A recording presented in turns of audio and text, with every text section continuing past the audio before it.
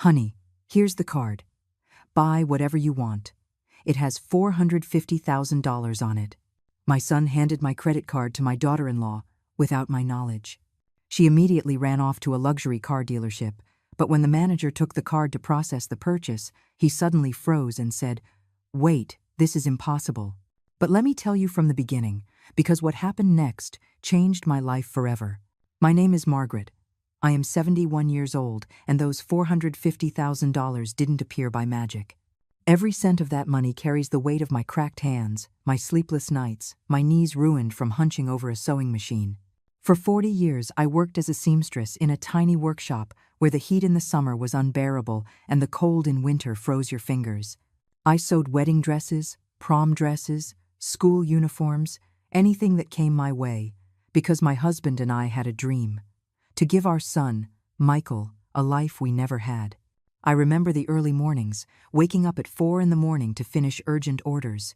The sound of the sewing machine was the first thing you'd hear in our house, the smell of new fabric mixed with reheated coffee.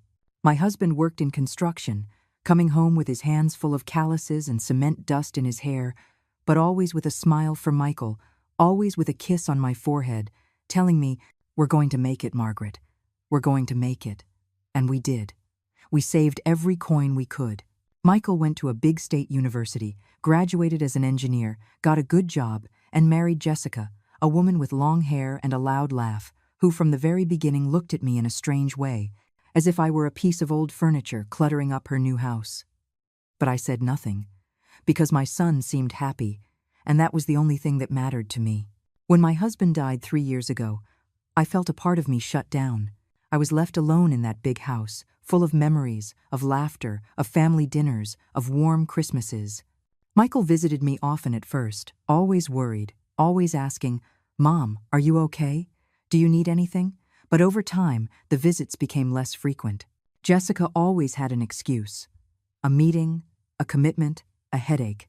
I kept working, not with the sewing machine, my hands couldn't take it anymore, but I managed a small alteration shop we had opened years ago with my husband. Nothing fancy, but it allowed me to live with dignity and kept me busy, because loneliness can turn into a monster if you give it too much space. The money I had saved my entire life was in a savings account, untouched, sacred. It was for my old age, for a medical emergency, so I wouldn't be a burden to Michael. When I could no longer care for myself, I had given my son a secondary card for that account, only for emergencies. Only if something serious happened to me, and he needed to cover medical expenses or funeral costs. I never thought, never imagined that this gesture of trust would become my worst nightmare. It all started on a Tuesday afternoon. I was at the shop reviewing some invoices when I heard my phone ring. It was an unknown number. I almost didn't answer, but something made me pick up the receiver. "Mrs. Margaret? This is Hector Morales. I'm the manager at Premium Motors. I don't know if you remember me." The name hit me like a lightning bolt. Hector Morales. That skinny kid with sad eyes who used to come to my workshop decades ago with his mother, a housekeeper who brought me clothes to mend. I taught him to read, gave him used books, told him to study, that education was the only way out of poverty. "Hector, of course I remember you. How are you, son?" I said, a smile in my voice. "I'm well, thanks to you, Mrs. Margaret. You changed my life. But I'm not calling about that. I need to talk to you about something urgent. Right now, there is a woman in my dealership trying to buy a luxury car with your credit card. She says she's your daughter-in-law. Her name is Jessica." I felt the air leave my chest. My daughter-in-law, Jessica, buying a luxury car with my card? The card that only Michael had for emergencies? "There must be a mistake, Hector," I said, my voice trembling. "I didn't authorize any purchase." "I know, ma'am. That's why I called you. When I saw your name on the card, I knew something wasn't right. She says your son gave her permission, that you're fine with it. But I needed to confirm with you before processing a transaction for $85,000. $85,000. The words echoed in my head like an explosion. Jessica trying to spend $85,000 of my money, the money that cost me 40 years of sacrifice, of pain, of going without. "Hector, don't authorize anything. Please. I need to go there. Give me the address. I'm coming immediately. I hung up the phone, my hands shaking.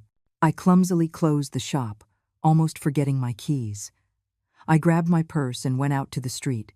The afternoon sun hit my face, but I felt neither heat nor cold, only an icy fury growing in my chest. The entire way in the taxi, questions hammered at my mind. How did she dare? How could Michael give that card to Jessica without asking me? Without telling me? Did I no longer matter? Was my money theirs now? I arrived at the dealership. It was a huge place, all glass and bright lights, imported cars gleaming like jewels in a display case. I had never entered a place like this. I felt small, out of place, but I took a deep breath and pushed open the glass door. Hector was waiting for me at the entrance. He had grown so much. He was no longer that skinny kid. Now he was a tall man in an impeccable suit. But when he saw me, his eyes were still the same, warm, grateful. "Mrs. Margaret, thank you for coming," he said in a low voice. "She's in the office looking at papers for the car. I haven't processed anything yet." "Where is she?" I asked, with a calm I didn't feel. Hector pointed toward a glass office at the back, and there I saw her, Jessica, sitting with her legs crossed, looking at a car catalog with a satisfied smile on her face, as if she already owned the world. She was wearing a tight-fitting cream-colored dress, high heels, her hair perfectly styled, her nails freshly done. All paid for, probably, with my son's money, with the money I had helped them have. Something inside me broke in that instant. But it wasn't a loud break, not tears or screams. It was something cold, something sharp, like glass hardening. I walked toward that office, each step measured, each breath controlled. And when Jessica looked up and saw me, her smile froze on her face.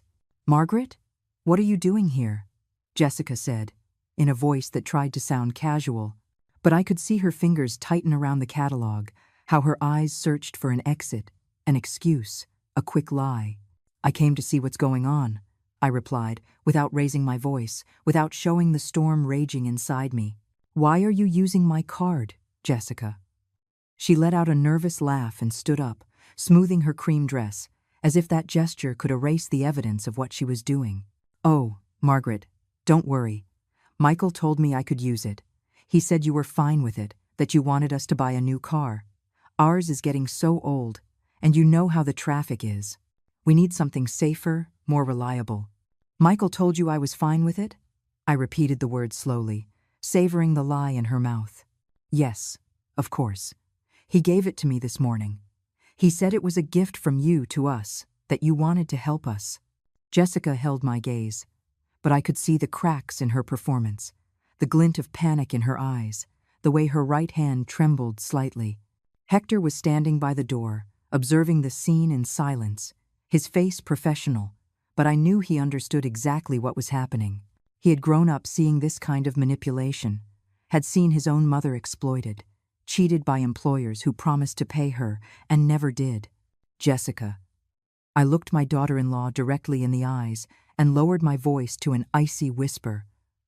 "I never authorized this, and my son had no right to give you that card without consulting me first." But Jessica's face changed in a second. The sweet daughter-in-law mask crumbled, and what was left underneath was something ugly, something resentful.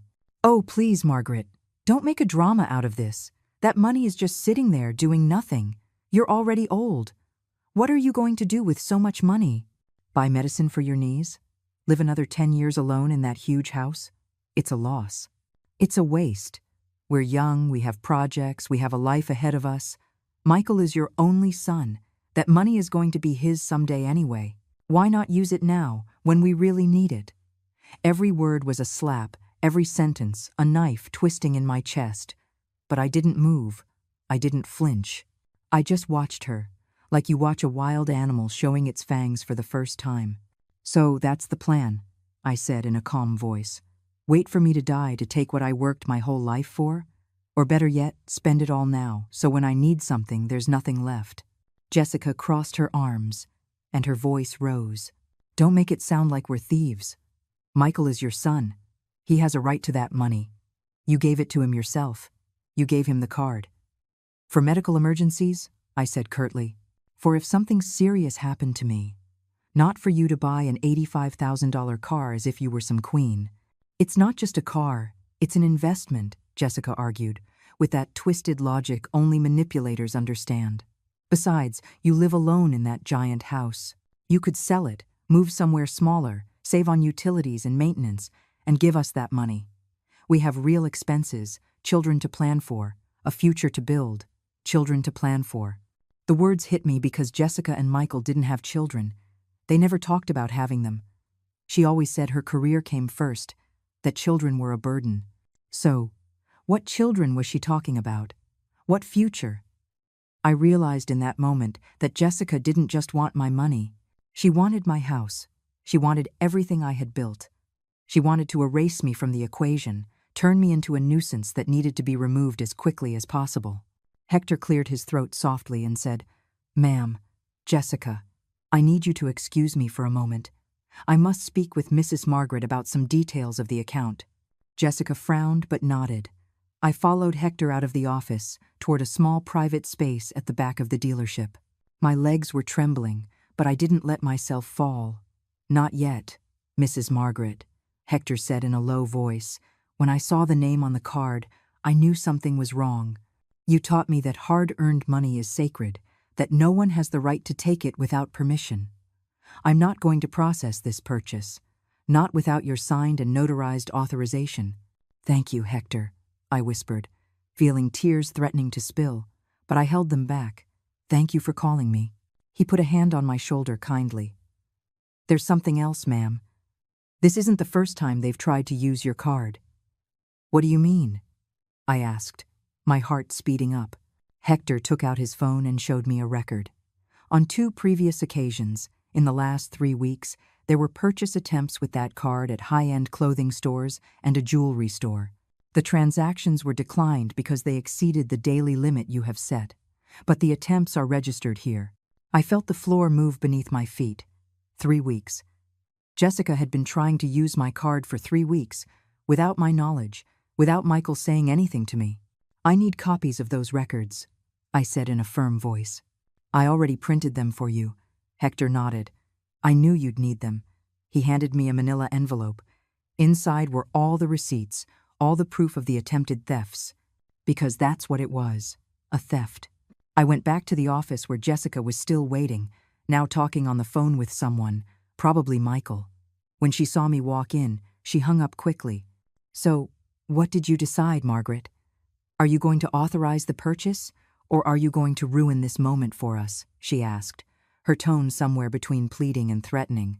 I took the papers out of the envelope and placed them on the desk in front of her. One by one, each receipt, each declined attempt, each registered date. Jessica turned pale. "What is this?" she stammered. "This," I said with a terrifying calm, "is the proof that you have been trying to steal from me for weeks. That this wasn't Michael's idea. That you took that card and decided to use it as if it were yours."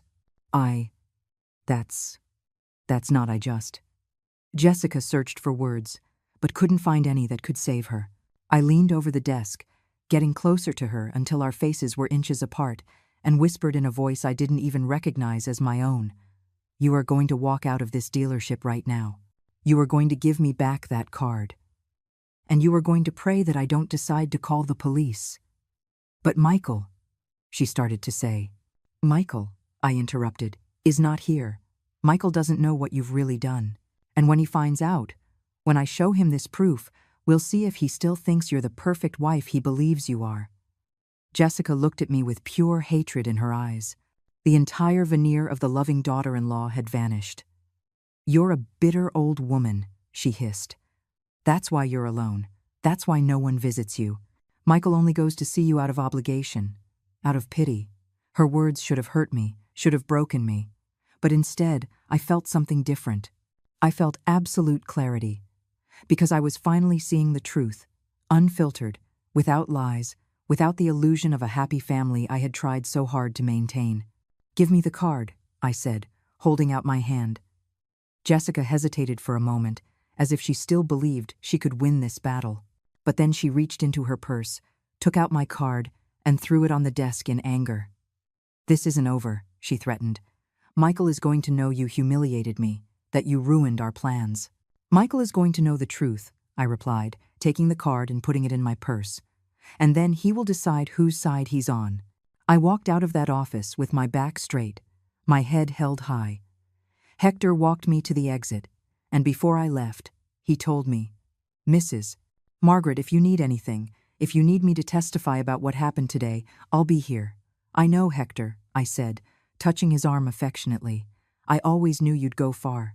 I took a taxi back home. The whole ride, I didn't cry, I didn't scream. I just watched the city pass by the window, while my mind worked, processed, planned. Because something had changed in me in that moment, in that dealership. I was done being the silent victim. I got home as the sun was setting, long shadows stretching across the garden my husband had planted decades ago. The rose bushes he cared for so lovingly now grew wild, but beautiful. I opened the door, and the silence greeted me, as always. That heavy silence of a house too big for one person. But this time, the silence didn't scare me. It gave me space to think. I sat at the dining room table, the same table where we had celebrated birthdays, Christmases, where Michael had done his homework as a child, where my husband and I had planned our future. I took out the documents Hector had given me and spread them out in front of me. Each paper was evidence, each date a deception, each declined attempt a betrayal. The first attempt had been 3 weeks ago, at a high-end clothing boutique. $2,200, declined for exceeding the daily limit. The second attempt, a week later, at a jewelry store, $5,800, declined again. The third, 4 days ago, at an exclusive spa, $3,500, also declined. And today, the most brazen attempt of all, $85,000 for a car Jessica wanted to show off to her social circle. I picked up my phone and dialed my bank's number. I needed to talk to someone, needed to protect what was left of my assets. The operator answered with a kind voice, and when I explained the situation, she transferred me to the security department. "Ma'am, we need you to come in first thing tomorrow morning to block that secondary card and review all the movements on your account," an executive named Robert told me. "I also recommend you consider making changes to the authorized beneficiaries. If fraud is suspected, we must act quickly." "I'll be there at 8 in the morning," I replied, jotting down the appointment on a piece of paper. After hanging up, I stared at the phone. I knew I should call Michael. I knew I had to confront him. But something stopped me. I needed to be sure. I needed to have all the facts before talking to him. Because my son wasn't bad. My son had been a good kid, an exemplary student, a hard-working man. But Jessica had changed him, slowly, like poison acting drop by drop, until you no longer recognize the person in front of you. That night, I couldn't sleep. I stayed awake in the living room with only one lamp on, looking at the photographs on the wall. Michael as a baby in my arms. Michael on his graduation day, with his cap and gown, smiling proudly. Michael on his wedding day with Jessica. She dressed in ivory, he looking at her as if she were the only thing in the world. And me, in the corner of the photo, smiling, but with something in my eyes, something I now recognized as worry. At 3 in the morning, I heard a car stop in front of my house, hurried footsteps in the yard, and then loud banging on the door. My heart sped up, but I didn't move. I waited. "Mom, open up, please." It was Michael's voice, agitated, almost desperate. "Mom, I need to talk to you." I got up slowly, walked to the door, and opened it. Michael was there, his hair messy, his shirt wrinkled, his eyes red. Behind him, a few yards away, Jessica was sitting in the car, arms crossed, looking the other way.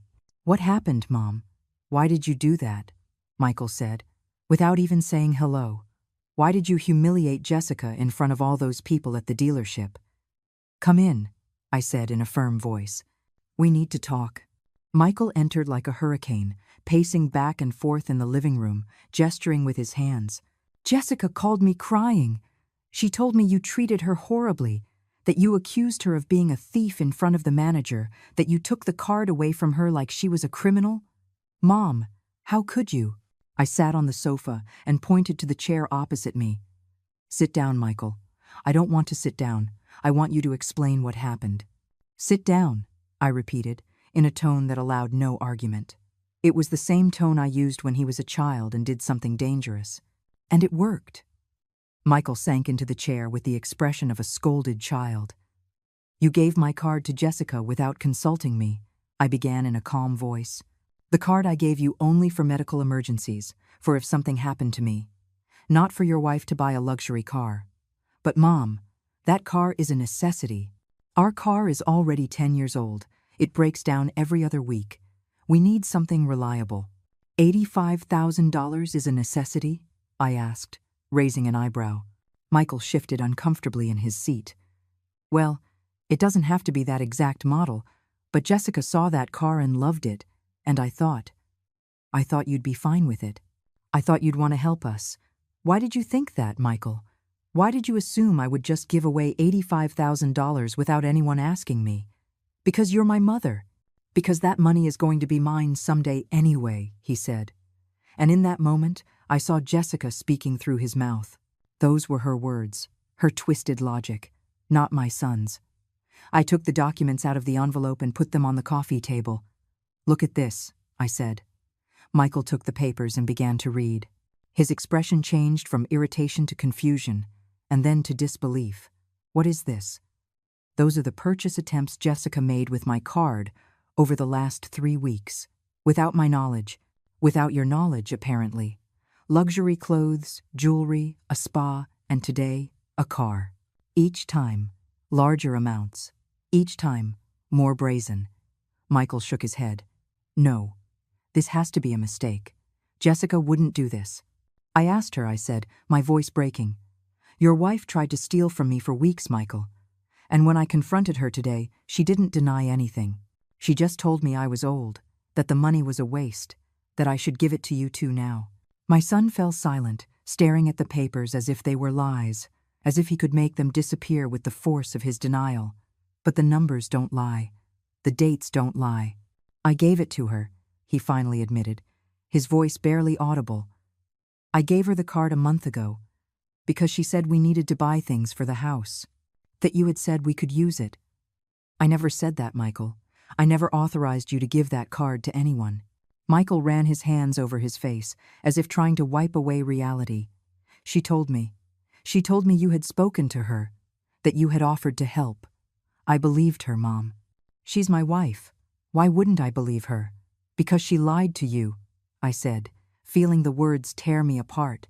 "Because she manipulated you, because she used you to get to my money." "Don't say that," Michael shouted, standing up. "Jessica loves me. She wouldn't do something like that. Then explain these documents." I challenged him, pointing to the papers. "Explain why she tried to spend over $10,000 on purchases she didn't need. Explain why today she tried to buy a car without consulting me, without asking my permission, without even telling me." Michael walked to the window and stood there, looking out, where Jessica was still in the car, waiting. I'm going to talk to her. I'm going to ask her. There has to be an explanation." "The explanation," I said sadly, "is that your wife only sees my money as something that belongs to her, something she can take whenever she wants. The explanation is that to her, I'm just an obstacle between you two and a life of luxury." "That's not true," Michael whispered, but his voice no longer had conviction. "Son, look at me," I asked. Michael turned around, his eyes wet, full of confusion, of pain. "I worked 40 years to save that money," I continued. "Your father and I sacrificed. We lived with the bare minimum so you could study, so you could have opportunities we never had. That money is for my old age, for my health, so I'm not a burden to you when I can't care for myself. It's not for luxury cars. It's not for whims." "I know, Mom." "I know," Michael said, his voice cracking. "Forgive me. I didn't think. I wanted to make Jessica happy. And what about my happiness?" I asked. "What about my peace of mind, knowing I have a safety net for emergencies?" Michael sank back into the chair and put his face in his hands. "I ruined everything, didn't I?" "Not yet," I said firmly. "But you need to make a decision. You need to talk to Jessica and decide what kind of man you want to be. The man your father and I raised, or the man she is molding? He looked up. What are you going to do now? Tomorrow, I'm going to the bank to block that card, review my account, and protect what is mine, I replied. And I'm going to consult with a lawyer about how to proceed legally. A lawyer? Michael repeated, panic in his voice. Mom, please, don't do that. We're family. Family respects, I murmured. Family doesn't steal. Family doesn't lie. Family doesn't try to take advantage of a 71-year-old woman who worked her entire life. Michael sat in that chair for what seemed like an eternity, staring at the documents as if waiting for the words to change, for the numbers to be erased, for it all to be a nightmare he could wake up from. But reality doesn't change, just because you ignore it. And my son was learning that lesson in the most painful way. I need to talk to her, he finally said, standing up. I need to hear her version. Her version? I replied wearily. Michael, she didn't deny anything when I confronted her. She just justified herself. She just told me I was old, and that the money was a waste in my hands. But go ahead. Go and hear what she has to say. My son walked to the door with slow steps, as if each movement was a heavy weight. Before leaving, he stopped and looked at me over his shoulder. I'm sorry, Mom, he whispered. I really thought I was doing the right thing. Doing the right thing would have involved asking me first, I said. Not harshly, just sadly. It would have involved protecting me, not exposing me. Michael nodded and left, closing the door softly behind him. I got up and walked to the window, hiding behind the curtain to watch what would happen outside. He walked to the car. Jessica rolled down the window, and they started talking. I couldn't hear the words, but I could see the gestures. Michael pointing at the house, waving the documents he had taken with him. Jessica shaking her head, gesturing with her hands, her face transforming from worry to indignation to fury. The argument escalated. Jessica got out of the car, shouting something I couldn't hear. Michael stepped back, as if her words were physical blows. She pointed toward my house, toward me, as if I were the villain in this story, as if I were the one who had done something wrong. Then Jessica got back in the car, slammed the door, and sped off, leaving Michael standing in the middle of the street under the yellowish light of the lamppost. My son stood there, alone, watching the car's taillights disappear into the night. And in that moment, I truly saw him. I saw him as the scared little boy he once was when he got lost at the farmer's market and cried until I found him. As the confused teenager who didn't understand why his first love had left him, as the man who now faced the reality that he had chosen the wrong person. I didn't go out to comfort him. I knew he needed that moment. He needed to feel the weight of his decisions. After a few minutes, Michael walked back to my door and knocked softly this time. No urgency, no demands. I opened it, and he walked in, his shoulders slumped, his gaze lost. He sank onto the sofa and covered his face with his hands. She says, you're exaggerating, that this is all a misunderstanding, that I misinterpreted you, that you had said we could use the money for whatever we needed. And you believed her? I asked, sitting across from him. Michael lowered his hands and looked at me with red eyes. I don't know what to believe anymore, Mom. She's my wife. I've been with her for 5 years. How can I? How can I think she would lie to me like this? Because the evidence is right in front of you, son, I said softly. Because the numbers don't lie. Because the purchase attempts are registered. Because when I confronted her, she didn't deny it. She only justified it. I know, he whispered. I know. But accepting that, it means accepting my marriage is built on lies. It means accepting that the woman I share my life with has been using me. Michael's voice broke, and for the first time in years I saw my son cry. Not a gentle cry, but a deep sob, the kind that comes from your chest. When I understood Dad was gone, he wept. I cried like this. When they told him he had cancer, that there was nothing they could do. I cried like this in the hospital, next to you, holding your hand. I got up and sat next to him on the sofa. I put my hand on his shoulder, like I used to when he was a boy, when he had nightmares, when the world seemed too big and frightening. It's not your fault, I said. Manipulative people are experts at making others trust them. at making you feel like you're the problem if you doubt them. But I should have seen it, Mom. I should have realized, Michael said, wiping his tears on the back of his hand. How many times must she have disrespected you when I wasn't around? How many times must she have spoken ill of you behind my back? Many, I admitted, but I didn't want to tell you anything, because you seemed happy, and I just wanted you to be happy. Happy? He repeated bitterly. How can I be happy knowing I chose someone who tried to steal from you, who saw you as a bank, who treated you like an obstacle? Life gives us tests, son, I said wearily, and sometimes we fail, but what's important is what we do after we realize the mistake. Michael was silent for a long time, looking at his hands. Finally, he spoke, his voice hoarse. What are you going to do, Mom? Are you going to press charges? I don't know yet, I answered honestly. First, I need to protect my assets. I need to make sure this never happens again. And then I'll decide what's next. And me? What do I do? He asked desperately. Do I go home tonight? Do I pretend nothing happened? That decision is yours, Michael, I said firmly. But if you go back and you do nothing, if you let Jessica convince you that I'm the bad guy, that this is all a misunderstanding, then you won't just be betraying me. You'll be betraying yourself. My son nodded slowly. He stood up and walked to the door. Before leaving, he stopped. Can I stay here tonight? He asked. I don't want to go back right now. Your room is still just as you left it, I replied. Michael went up the stairs with heavy steps, and I stayed in the living room, with the documents scattered on the table, with the heavy silence of a house that had seen too many secrets revealed in one night. The next morning, I woke up early, as always. By 6, I was dressed in my best clothes, a gray suit I had bought years ago for special occasions. I pulled my hair back into a bun, put on the pearl earrings my husband had given me for our 20th anniversary. I needed to look strong. I needed to look serious. Because today, I wasn't going to the bank like a scared old woman. I was going as a woman defending what was hers. Michael came down at 7, his face swollen from crying, his shirt wrinkled because he had slept in it. I'm going with you, he said, not asking. I need to see everything. I need to understand how much damage she caused. I nodded. We left for the bank together.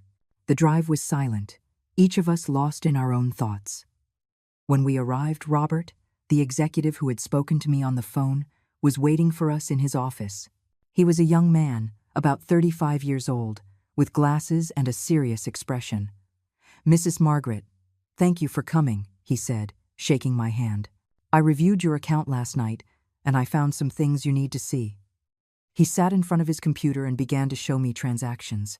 Besides the declined purchase attempts you already know about, there were cash withdrawals from ATMs. Small amounts, $200, $300 each, over the last 6 weeks. Always in areas near luxury shopping centers. How much in total? I asked, feeling my blood run cold. $8,700, Robert replied. All made with the secondary card you authorized in your son's name. Michael went pale next to me. $8,000? He whispered. I didn't know anything about that, Mom. I swear. It wasn't me. I know, son, I said, squeezing his hand. Because I know my son. I know his schedule, his routine. And these withdrawals were made on days, and at times when he was at work. Robert nodded. That's why I called you, ma'am, when I saw the attempt for $85,000. I knew something was very wrong. The spending patterns didn't match the profile of the secondary cardholder. Mrs. Margaret, I need you to file a formal fraud complaint. We need to block that card and issue a new account with new numbers, new access. Do it, I said without hesitation. And I want my son removed as a secondary cardholder. Mom, Michael protested. It's for your protection, son, I explained. If Jessica has access to your information, if she knows your passwords, your data, she can keep trying to use your name to steal from me. I need to cut all ties. Robert prepared the necessary documents. I signed every paper, every form, every declaration. Michael watched in silence, with an expression of absolute defeat. When we finished at the bank, it was almost 11 in the morning. Robert handed me a folder with copies of all the transactions, the complaints, the new account documents. He also recommended the name of a lawyer specializing in family fraud, an Emilio Vargas, who had an office a few blocks from the bank. He has handled similar cases, Robert said discreetly. Cases where relatives abuse the trust of seniors. It's painful, but more common than you'd think. Seniors, I repeated the word bitterly. Is that how they see me now? As a helpless old woman they can rob without consequences? No, Mrs. Margaret, Robert replied firmly. You are not helpless. You proved that yesterday by stopping that purchase, by coming in today to protect your assets. Many people in your situation stay silent, out of fear, out of shame, out of not wanting to accept that their own family is stealing from them. But you acted, and that takes courage. His words gave me strength. We left the bank, and Michael walked beside me in silence, his hands in his pockets, his gaze lost on the pavement. We're going to see the lawyer, I said. It wasn't a question. Michael nodded. I need to know how bad this is. I need to know what's going to happen. Emilio Vargas's office was on the 3rd floor of an old but well-maintained building. A secretary greeted us kindly and showed us into a waiting room with brown leather chairs and landscape paintings on the walls. After a few minutes, a man of about 50 came out to greet us. Graying hair at the temples, dark suit, a serious but not cold expression. Mrs. Margaret? I'm Emilio Vargas, he said, shaking my hand. Robert called me this morning and briefly told me your situation. Please, come in. We entered his office. A tidy space full of law books, diplomas on the walls, family photographs on the desk. We sat in front of him, and I took out all the documents I had brought. I spread them on the desk like evidence of a crime I still found hard to accept. Emilio reviewed each paper in silence, taking notes occasionally, frowning when he saw the amounts. After a few minutes, he looked up and met my gaze. Mrs. Margaret, this is financial fraud, plain and simple, he said in a professional voice. Your daughter-in-law used information and access she obtained through your son to make unauthorized transactions. The ATM withdrawals, the purchase attempts. It's all documented. You have a solid case. What are my options? I asked in a firm voice. Emilio leaned back in his chair. There are 2 paths. The first is to file a criminal complaint for fraud and financial elder abuse. This would involve a police investigation, possible arrest of your daughter-in-law, a legal process that could last months. The second path is to handle this civilly. Recover the stolen money, establish restraining orders, legally protect your assets, without necessarily sending anyone to prison. And, which do you recommend? Michael asked, his voice trembling. Emilio looked at him with compassion. That depends on you, as a family. It depends on whether you believe there can be reconciliation, or if you need to completely cut ties. It depends on how far you're willing to go to protect yourself. Michael covered his face with his hands. I don't want my wife to go to prison, he whispered. But I can't ignore what she did either. I can't pretend this didn't happen. No one is asking you to pretend, I said softly. But we need to protect ourselves. We need to make sure this doesn't happen again. Emilio picked up a pen and began writing on a legal pad. My recommendation is that we start with the civil path. We establish a temporary restraining order that prevents Jessica from approaching you, Mrs. Margaret, or your bank accounts. We begin a process to recover the stolen money, and we prepare legal documentation to protect your assets.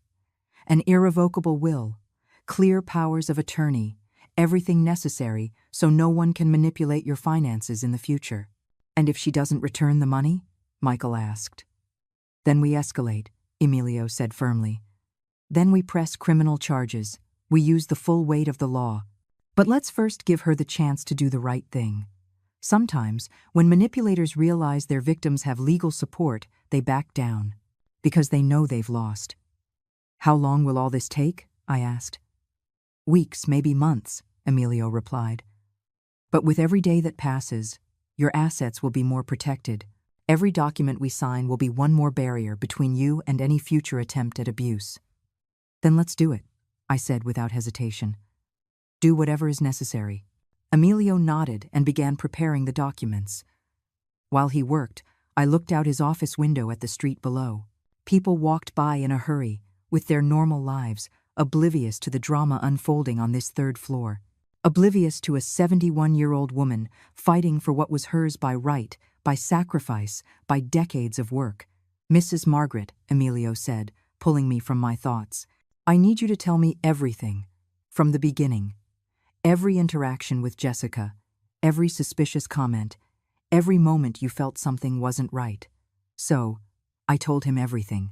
From the day Michael introduced me to Jessica, 6 years ago, at a family dinner, where she had shown up in an eggplant-colored dress, too elegant for a casual get-together, where she had evaluated my house with calculating eyes, commenting on the property value, on how large it was for one person.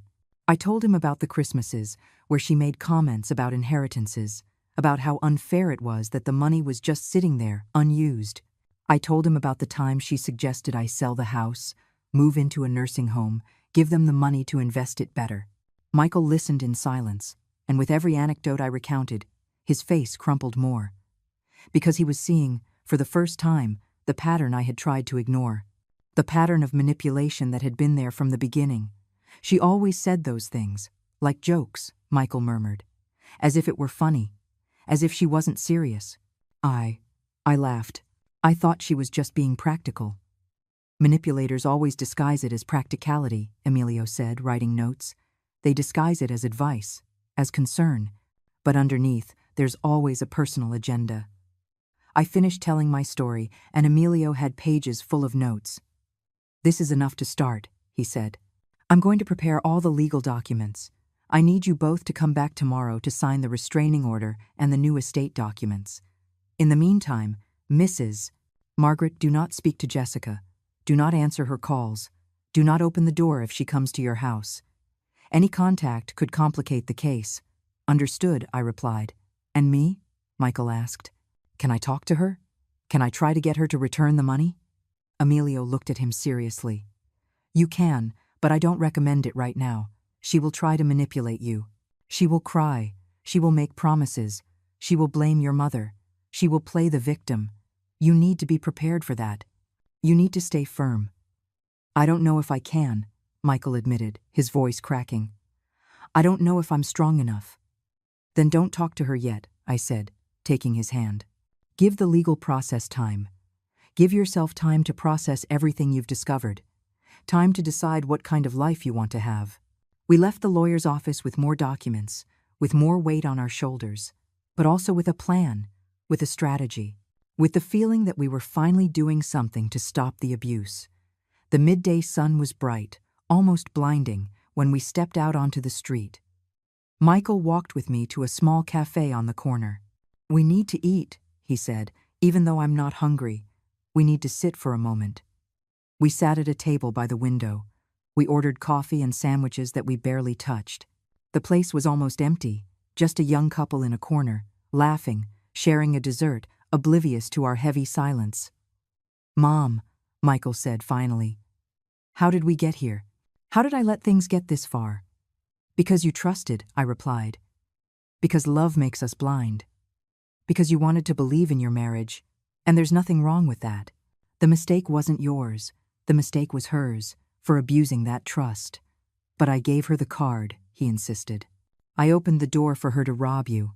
Under false pretenses," I said firmly. "She lied to you. She manipulated you. She made you believe I had authorized it. You are a victim here too, son. Even if it's hard for you to accept." Michael shook his head. "I'm not the victim here. You're the one who lost money, the one who was betrayed. I was just stupid." "Both things can be true at the same time," I replied. "You can have been naive and still be a victim of manipulation." We drank our coffee in silence, each lost in thought. After a while, Michael spoke again. "I'm going to divorce her," he said in a firm voice. "I don't know when, I don't know how, but I can't stay with someone who did this. I can't wake up every morning next to someone who tried to destroy my mother." "Don't make hasty decisions," I advised, though my heart leaped with relief to hear his words. "Take your time, process all of this, and then decide." "I've already decided," he said, looking me in the eyes. "I decided the moment I saw those documents. The moment I understood it was all a lie. Mom, forgive me, please. Forgive me for not seeing, for not protecting you, for choosing her over you. There's nothing to forgive, I said, squeezing his hand on the table, though tears threatened to spill. You did what you thought was right. You loved the wrong person. That's not a crime, it's just a tragedy. But I hurt you, Michael whispered. I let her hurt you. And that's unforgivable. Forgiveness isn't asked for, son.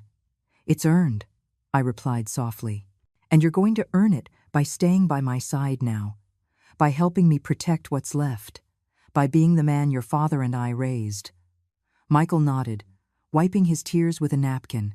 I will be, Mom. I promise. I'm not going to leave you alone in this. We finished our coffee and left the cafe. The day was still bright, but something had changed in the air, as if a storm were brewing in the distance. I took Michael back to my house, and he stayed with me that afternoon, working from my living room on his laptop, checking emails, answering calls from his job, but always close, as if he were afraid that if he left me alone, something terrible might happen. At 5 p.m, my phone started ringing. It was a number I didn't have saved, but I recognized it immediately. Jessica's number. I let it ring until it went to voicemail. 30 seconds later, it rang again. And again, I let it go to voicemail. This repeated 7 times, until she finally gave up. Check the voicemail, Michael said. We need to know what she's saying. I put it on speakerphone, and we listened to the messages, one by one. The first was her sweet, fake voice. Margaret? It's me. Jessica. Please, pick up. I need to talk to you. There was a misunderstanding yesterday. Let me explain. The second was already more urgent. Margaret, you can't just ignore me like this. We're family. We need to solve this like adults. Call me, please. The third showed frustration. This is ridiculous. Michael isn't answering. You're not answering. What am I supposed to do? You're blowing this all out of proportion. I didn't do anything wrong. The fourth was pure manipulation. Margaret, I know you're angry, but think about Michael. Think about what this is doing to him. He's suffering because of you. Because you can't forgive one simple mistake. You're his mother. You're supposed to want his happiness. The fifth showed her true colors. You know what? Enough of this. That money was going to be ours someday anyway. I just took it a little early. What's the big deal? You're already old. What are you going to do with all that money? Buy yourself a golden casket? Don't be ridiculous. The sixth was threatening. If you don't answer, I'm coming to your house. I'm going to knock on that door until you open it. We are going to talk, whether you like it or not. You can't hide from me. And the seventh, the last one, was the most revealing. Michael, if you're listening to this, you need to understand that your mother is manipulating me. She's making me look like the bad guy when I was just trying to help us. She wants to separate us. She wants you to be alone, just like her. Don't let her win. Come home, please. Michael closed his eyes, an expression of physical pain on his face. This is how she always is, he said, when she doesn't get her way. First, she's sweet. Then, she plays the victim. And finally, she attacks. How did I not see it before? How was I so blind? Because she's good at what she does, I replied. Because she spent years perfecting her technique. Save those messages, Michael said with determination. Emilio said we needed evidence of everything. Well, there it is. Jessica threatening, harassing, showing her true face. That night I made dinner. Something simple, vegetable soup and toast. Michael and I ate in silence, each processing the day's events. After dinner, he washed the dishes while I reviewed the documents Emilio had given me. There was so much to read, so much to understand. Legal clauses, complicated terms, but the most important thing was clear. I was protecting my future. I was setting boundaries that no one could cross. At 9 p.m, we heard a car stop in front of the house. Then, rapid footsteps in the yard and loud banging on the door. Margaret, Michael, open this door. I know you're in there, Jessica was shouting. I need to talk to you. This is insane. Michael looked at me, panic in his eyes. Don't open it, I said firmly. Remember what Emilio said. No contact. But she's out there, Michael insisted. She's going to wake the neighbors. She's going to make a scene. Let her, I replied. That only gives us more evidence of her unstable behavior. The banging continued. Margaret, I know you're in there, Jessica screamed. I know you have my husband in there. You can't do this. You can't separate us. Open the door now. Michael walked to the window and pulled the curtain back slightly to look outside. Jessica was on the porch, wearing a salmon-colored dress, her hair loose, her eyes bright with rage. She was pounding on the door with both hands, like a possessed woman. I'm calling the police, I said, picking up my phone. Wait, Michael said. Let me talk to her first. Let me try to calm her down. Emilio said not to, I reminded him. I know, but I can't just leave her out there. What if she hurts herself? What if she does something worse? Michael walked to the door, and before I could stop him, he opened it.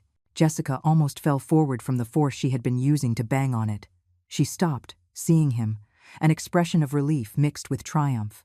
Michael, thank God, she said, trying to hug him. I needed to see you. I needed to explain. Michael took a step back, avoiding her embrace. You need to leave, Jessica. Now. What? She said, incredulous. I'm not leaving until we talk. Until we fix this. Your mother is filling your head with lies. They're not lies, Michael replied, his voice firm. I saw the documents. I saw the withdrawals. I saw everything, Jessica. You used my mother's card without permission. You tried to steal from her. Steal? Jessica repeated, with a hysterical laugh. She's my mother-in-law. That money was going to be ours someday. I just used it a little early. What's the problem? The problem is that it's not your money, Michael said, raising his voice for the first time. The problem is that you lied. You manipulated me. You used me to get to her. Jessica switched tactics in a second. Her eyes filled with tears. Her voice became soft, vulnerable. Michael, baby, please. I don't say that. I love you. I just wanted nice things for us. I just wanted us to have a better life. Your mother has so much, and we have so little. It's not fair. She worked 40 years for that money, Michael responded. It's not her fault we don't have as much. It's our responsibility to build our own life, not steal it from her. I can't believe you're taking her side, Jessica said. And now the sweetness was gone, leaving only venom. Choosing her over me? Over your wife?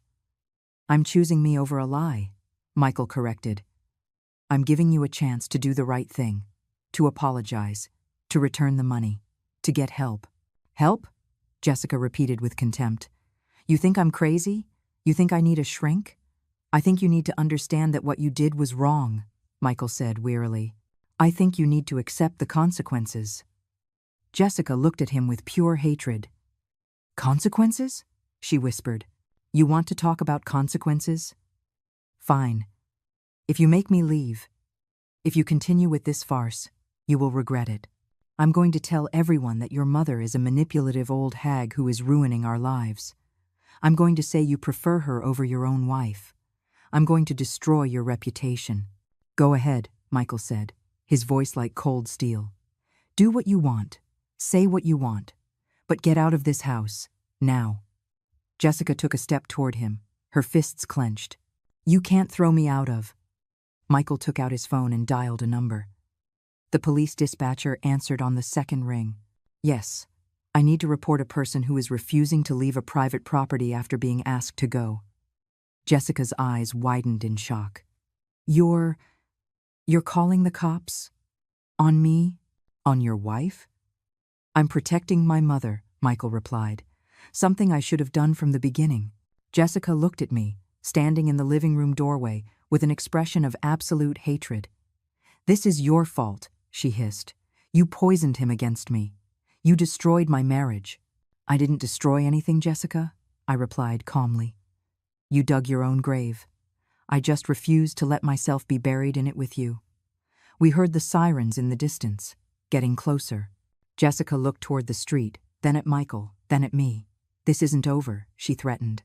You're going to pay for this, both of you. She turned around and walked quickly to her car, speeding off just as the patrol car turned the corner. The officers stopped in front of my house, and Michael went out to talk to them. He explained the situation, showed them the threatening voicemail messages, told them about the attempted fraud. The officers took notes. One of them, an older man with a serious expression, told me, "Ma'am, you have the right to request a temporary restraining order. With this evidence, a judge will approve it without any problem." "I already have a lawyer working on it," I replied. "Thank you, officer." When the police left, Michael closed the door and leaned against it, his eyes closed. "I never thought it would come to this," he whispered. "I never thought I'd call the police on my own wife." "You did the right thing," I said, walking over to him. "You protected yourself when she tried to manipulate you. You stopped her when she became threatening. That takes strength, son." "I don't feel strong," Michael said. "I feel shattered. Being shattered and still doing the right thing.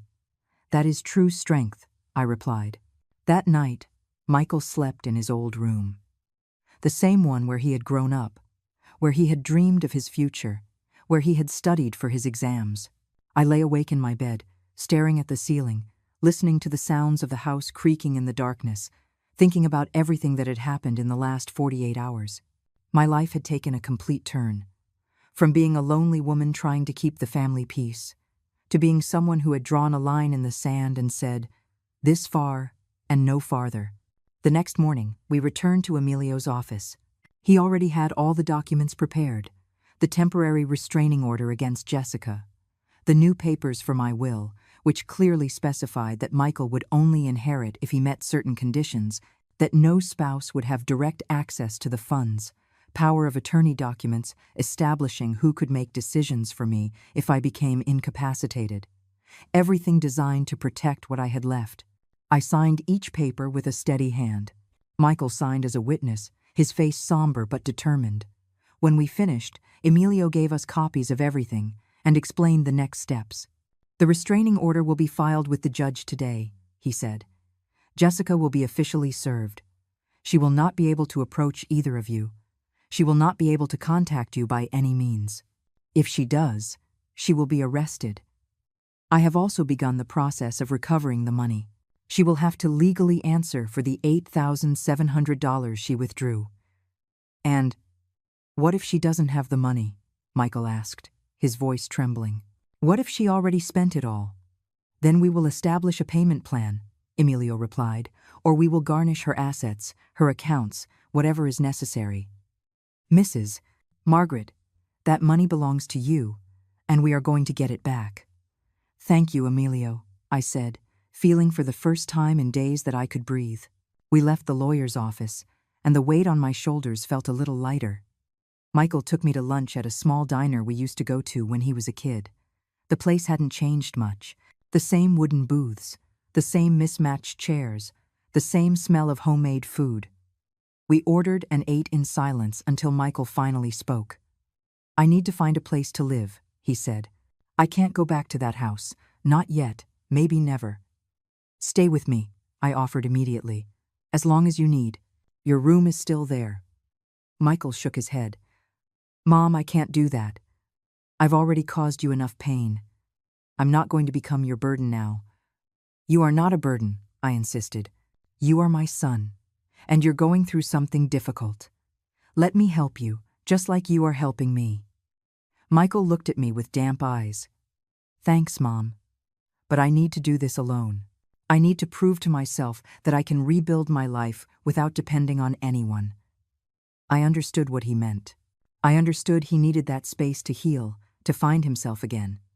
"All right," I said, "but promise me you'll come for dinner at least twice a week. Promise me you won't pull away." "I promise," he replied, with a small smile. The first real smile I had seen on his face in days. The following days were strange. Jessica was officially served with the restraining order. According to Emilio, she had received the documents at her job, had made a scene, yelling that it was unfair, that she was being treated like a criminal. But the order was in effect. Any contact with Michael or me would result in her immediate arrest. Michael found a small, furnished apartment near his work. He moved in with just 2 suitcases of clothes, because everything else was in the house he had shared with Jessica. The house that now felt contaminated with lies. I helped him get settled, bringing him new sheets, towels, some basic dishes, things a mother does to make sure her son has what he needs. One afternoon, while I was organizing his small kitchen, Michael sat on the sofa and said, "Mom, I need to tell you something." I sat next to him, my heart pounding. "What is it?" "I've been reviewing our joint bank accounts. Jessica's and mine," he said in a tense voice. "I found more things. Expenses I didn't remember authorizing. Purchases at stores I've never been to. ATM withdrawals in places I've never been." "How much?" I asked, feeling the rage build in my chest again. "Another $6,000, Michael replied, covering his face with his hands. "Over the last year. While I was working, while I thought we were saving for our future, she was spending in secret. On things for herself. Clothes, jewelry, expensive dinners with her friends." "Do you have proof?" I asked. "I have the bank statements," he replied. "I've already sent them to Emilio. He says this strengthens the case, that it shows a pattern of deceptive financial behavior. Jessica hadn't just stolen from me, she had stolen from her own husband. She had betrayed the one person who had given her all his love, his trust, his life." "I'm so sorry, son," I said, hugging him tightly. "Why are you apologizing? You're the victim here," Michael said. "Because I didn't see this sooner," I replied. "Because I didn't say anything when I saw the warning signs. Because I wanted to believe I was wrong, that I was just a paranoid mother-in-law. No, Mom, you did say things.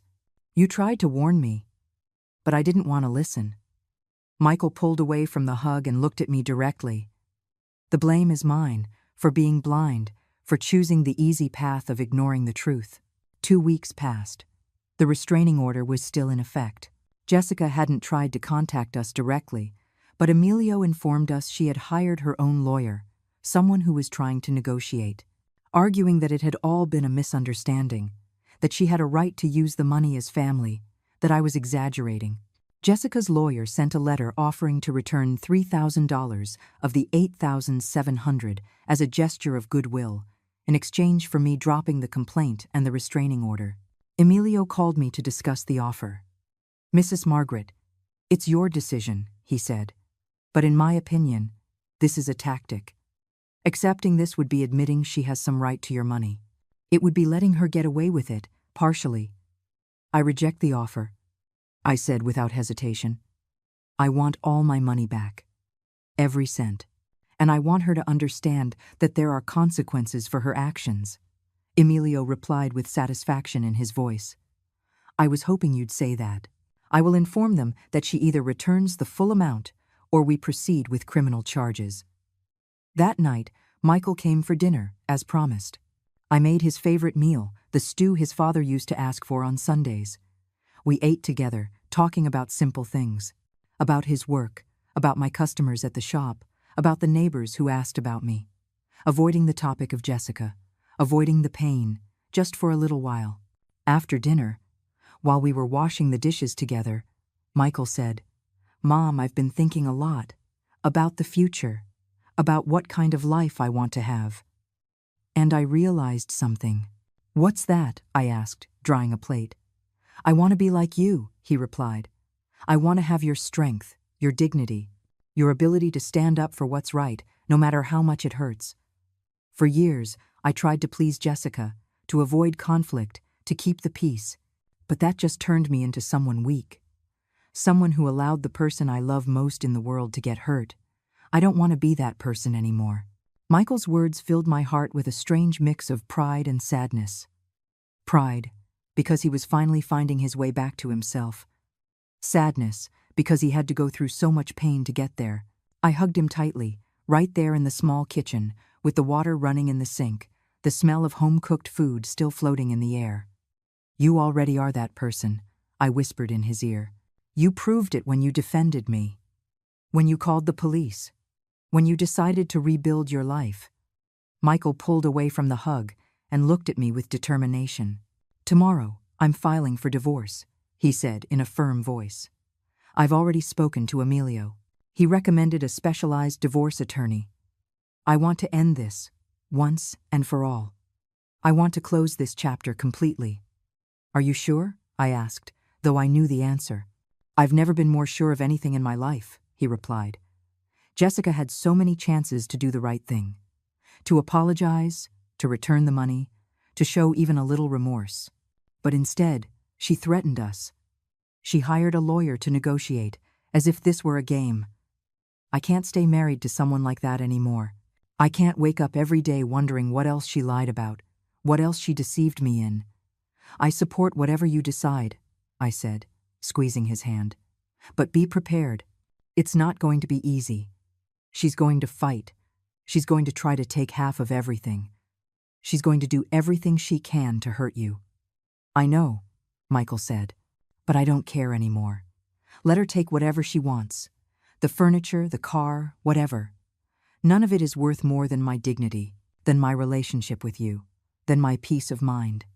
2 days later, Michael filed for divorce, citing irreconcilable differences and financial abuse. Jessica was served, and according to Michael's lawyer, she had ripped up the papers in front of the delivery person, screaming that this was a betrayal, that Michael would regret this. The situation escalated quickly. Jessica started posting distorted versions of the story on social media, claiming her manipulative mother-in-law had separated her from her husband, that Michael was a weak man controlled by his mother, that she was the real victim. Some people who didn't know the truth believed her. They left supportive comments, calling me a witch, calling Michael a traitor. Michael showed me the posts, his face pained. "This is horrible, Mom. She's making up lies. She's making us look like the villains." "Ignore it," I advised, though I was boiling inside. The people who matter know the truth. The ones who believe her without even asking for our side aren't people we need in our lives. "But she's ruining my reputation," Michael protested. "My colleagues at work are seeing this. My friends are asking me what happened." "Then tell them the truth," I replied calmly. "Tell them your wife tried to steal from your 71-year-old mother. Tell them she used your trust to commit fraud. Tell them that when she was confronted, she threatened and harassed instead of apologizing. The truth is always stronger than lies." Michael followed my advice. He spoke to the important people in his life. He showed them the documents, the proof, the threatening messages from Jessica. Slowly, the narrative began to change. People started to understand that Jessica's dramatic social media posts were just that, drama, designed to manipulate public opinion because she had lost the legal battle. Meanwhile, Emilio kept pushing for the return of the money. Jessica's lawyer tried to negotiate again, this time offering $5,000 and a promise to pay the rest in monthly installments. "No," I said, when Emilio called to inform me. "I want the full amount, now, or I proceed with criminal charges. I'm tired of her games, her negotiations, her lack of responsibility." Emilio replied with approval. "I will inform them they have 1 week to return the full $8,700, or we will file fraud charges with the district attorney's office." That week was tense. I waited every day for an answer, a sign that Jessica was finally going to do the right thing. But the silence was absolute. Until the last day, at 5 p.m, Emilio called me. "Mrs. Margaret, I have news," he said, in a tone I couldn't decipher. "Jessica's lawyer just transferred the full amount to my trust account, $8,700. It's back." I felt the air leave my lungs in a long sigh, of relief, of victory, of justice. She finally paid?" I asked, almost unable to believe it. "She paid," Emilio confirmed. "Tomorrow, I can transfer the money back to your bank account. Mrs. Margaret, you won. This wasn't easy, but you did it." I hung up the phone and sat in the silence of my living room. The money was back. Not all the pain, not all the emotional damage, but at least the tangible part. The part that represented decades of my work. It was protected again. I called Michael to tell him the news. He was at my house in less than 20 minutes, his eyes shining with emotion. "Mom, you did it," he said, hugging me tightly. "You got your money back. You showed her that no one can take advantage of you." "No, son," I replied. "We did it. Together. You supported me. You defended me. You stood by me when I needed you most. This is a victory for both of us." We celebrated simply that night, with a quiet dinner, with a glass of wine my husband had saved for special occasions. We toasted to justice, to family, to starting over. The following days brought more news. The divorce proceedings were moving forward. Jessica had finally accepted that there was no way to save the marriage. Her lawyer was negotiating the division of assets. Michael didn't fight for anything. He let her keep the house, the furniture, everything they had bought together. He just wanted his freedom. He wanted to close that chapter and never open it again. A month later, the divorce was finalized. Michael came to my house with the signed papers in hand, an expression of peace on his face that I hadn't seen in years. "It's over, Mom," he said, sitting on the sofa. "I'm officially no longer married. I have no more ties to her. I can start over." "How do you feel?" I asked, sitting next to him. "I feel free," he replied, "like a huge weight has been lifted off my shoulders. Like I can finally breathe without feeling like someone is controlling every aspect of my life. Mom, I lost years with her. Years I'll never get back. But at least now I have the rest of my life to do better." "And you will," I assured him, "because you learned the hardest lesson anyone can learn. That true love doesn't manipulate. It doesn't steal. It doesn't destroy. True love protects, respects, and elevates." Michael nodded and then said something that surprised me. "I want to go to therapy, Mom. I need to understand how I got to that point, how I allowed someone to manipulate me so easily, how I missed the signs. I want to work on myself so I'm never that blind again."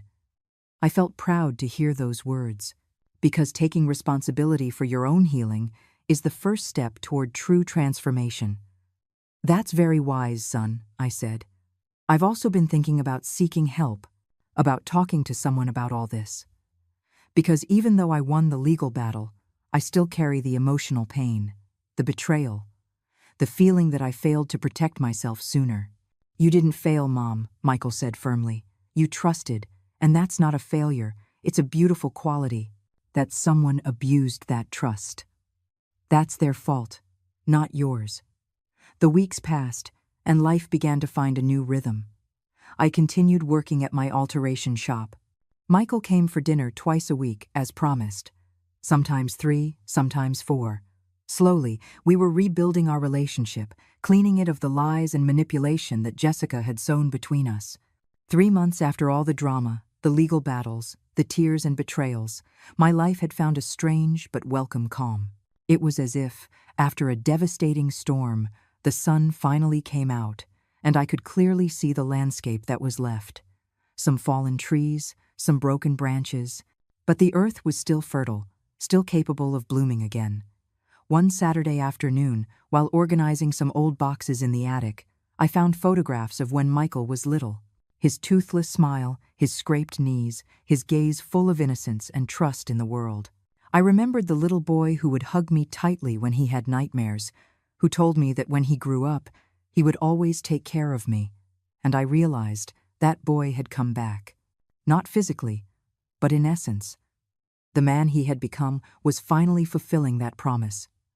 To take care of me, to protect me, to be by my side. I came down from the attic with the photographs and put them in new frames in the living room, replacing some that included Jessica, slowly erasing her from my space, from my life, like you erase a persistent stain, with patience and determination. It wasn't revenge, it was healing. It was reclaiming my home as a place of peace, not bitter memories. Michael arrived that evening with a surprise. He had bought tickets to a classical music concert, something his father and I used to enjoy together, but that I had stopped doing after his death. "I thought we could go together," he said with a shy smile, "like you and Dad used to." It's time to create new, good memories, Mom. Memories that aren't contaminated by everything that happened. We went to the concert that night. Me, in my lavender dress that I hadn't worn in years. Michael, in an elegant suit. We looked like a couple from another era. A mother and son, rebuilding their relationship on the rubble of betrayal. The music was beautiful. Violins and cellos filling the theater with melodies that made you cry from beauty, not sadness. For those 2 hours, I forgot all the pain, all the anger, all the disappointment. There was only the music, my son beside me, and the feeling that life still had beautiful moments to offer. After the concert, we went to dinner at a small restaurant with candles on the tables and a pianist playing softly in a corner. Michael ordered wine, I ordered my favorite dish, and we talked like we hadn't in years. Without the weight of Jessica between us, without secrets, without lies. Just a mother and her son, sharing stories, laughing at old memories, planning possible futures. "Mom," Michael said, as we had coffee after dinner, "I want to thank you for not giving up, for fighting for what was yours, for teaching me that it's okay to set boundaries, that it's okay to say no, that it's okay to walk away from toxic people, even if those people are family by marriage."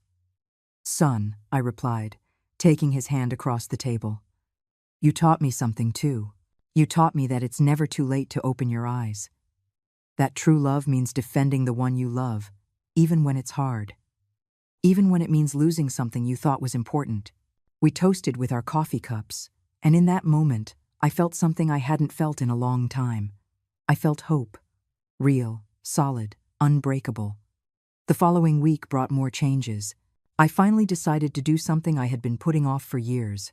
Sell the big house, that house full of memories, both good and painful, and move into a smaller, more manageable condo. Something that was completely mine, without the weight of the past in every room. Michael helped me with the whole process, finding a real estate agent, organizing things, deciding what to keep, what to donate, what to sell. It was a cathartic process. Like saying goodbye to an old version of myself to make way for something new, something lighter. The day we closed the sale of the house, Michael and I stood in the empty living room, our voices echoing off the bare walls. "I grew up here," Michael said nostalgically, his voice thick. "I learned to walk here. Dad taught me to ride my bike in the yard here. And here," I said, looking at him tenderly, "you learned the most important lesson of all. You learned that home isn't a place. It's the people you love. The people who love you back, without conditions, without manipulation."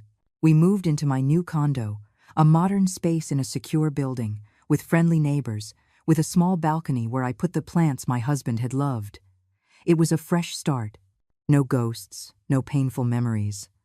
Only possibilities. Michael came by often, sometimes just for dinner, sometimes bringing friends new, healthy people who supported him in his healing process.